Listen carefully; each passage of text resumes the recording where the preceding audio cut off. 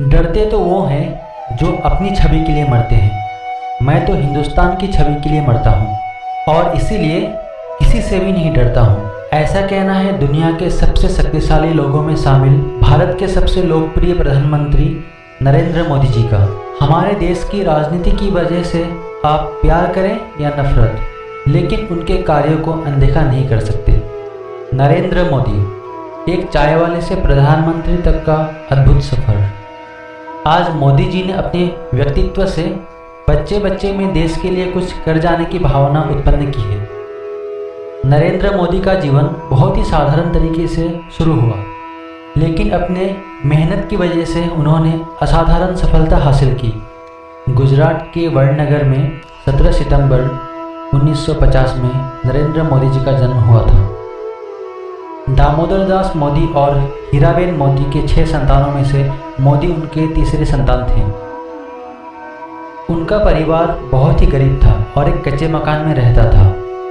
2 वक्त की रोटी भी बड़ी मुश्किल से मिलती थी। नरेंद्र मोदी की मां आस पड़ोस में बर्तन साफ किया करती थी ताकि अपने बच्चों को पालन पोषण कर सके। अब जब हम छोटे थे तो हमारा गुजारा करने के लिए वे अड़ोस पड़ोस के घरों में बर्तन साफ करना, पानी भरना, मजदूरी करना। आप कल्पना कर सकते हैं कि एक मां ने कितना कष्ट उठाया।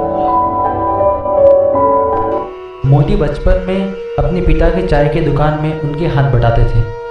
उनके पिता रेलवे स्टेशन पर चाय की एक छोटी सी दुकान चलाते थे और रेल के डिब्बों में चाय बेचते थे। इन संघर्ष भरे दिनों में मोदी पर बहुत गहरा प्रभाव पड़ा। चाय की दुकान संभालने के साथ साथ मोदी पढ़ाई लिखाई में भी पूरा ध्यान रखते थे। मोदी को पढ़ने का भी बहुत शौक था।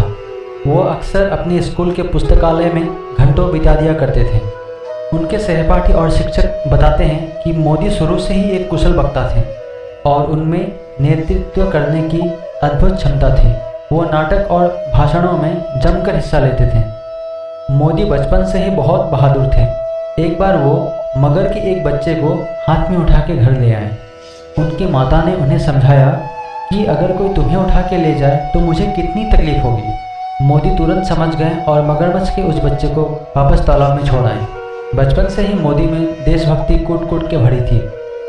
युवा अवस्था में मोदी पर स्वामी विवेकानंद का गहरा प्रभाव पड़ा।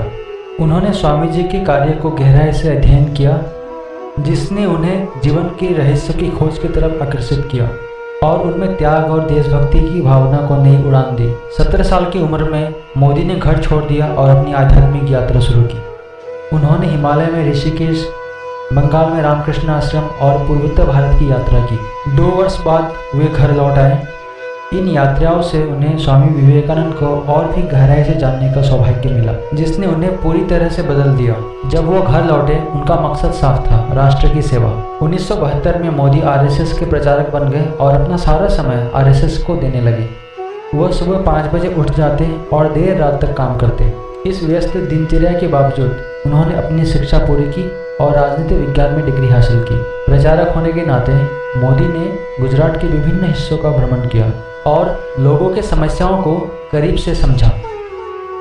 आरएसएस में बेहतरीन काम की बदौलत उन्हें बीजेपी में नियुक्त किया गया। सन 2001 में गुजरात में भयानक भूकंप आया। पूरे गुजरात में भारी विनाश हुआ। गुजरात सरकार के राहत कार्यों से नाखुश होकर बीजेपी की वरिष्ठ नेताओं ने नरेंद्र मोदी जी को गुजरात का मुख्यमंत्री घोषित किया। मोदी ने काफ़ी कुशलता से राहत कार्य संभाला और गुजरात को फिर से मजबूत किया।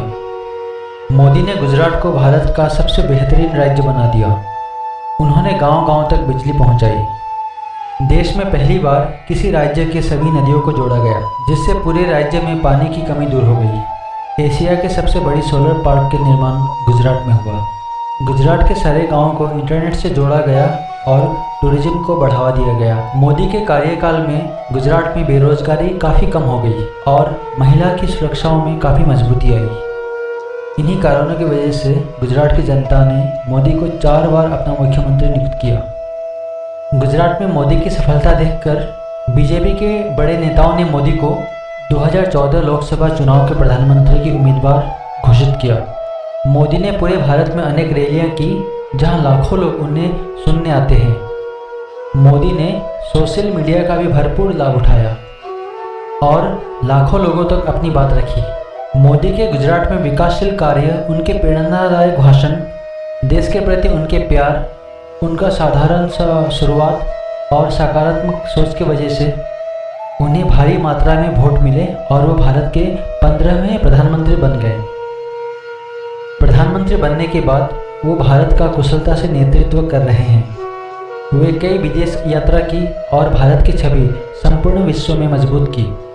इसी कारण विदेशों द्वारा भारत में काफ़ी निवेश हुआ। मोदी ने जन धन योजना, स्वच्छ भारत अभियान, make in India, digital India जैसे कई योजनाओं की शुरुआत की, जिससे भारत में काफ़ी विकास हो रहा है। मोदी जी शुद्ध शाकाहारी हैं और नवरात्र के त्यौहार में 9 दिन का उपवास भी रखते हैं। मोदी अपना सेहत का भरपूर ध्यान रखते हैं और वो प्रतिदिन योग करते हैं, चाहे वो कहीं पर भी हो। नेता होने के अलावा मोदी एक कवि और लेखक भी हैं। वे अपने भाषणों से लाखों युवाओं की मनोबल बढ़ाते हैं और उनमें देशभक्ति की भावना प्रकट करते हैं। हमारे भारत के प्रधानमंत्री माननीय श्रद्धेय नरेंद्र मोदी जी कोरोना वायरस जैसे भयावह परिस्थिति में जनता के साथ खड़े होकर सभी जनता का मनोबल बढ़ाया और उन्होंने कोरोना वायरस का वैक्सीन पहुंचाने के लिए मैं उन्हें अपने इस स्टैंड आर्ट के माध्यम से धन्यवाद ज्ञापन करता हूं।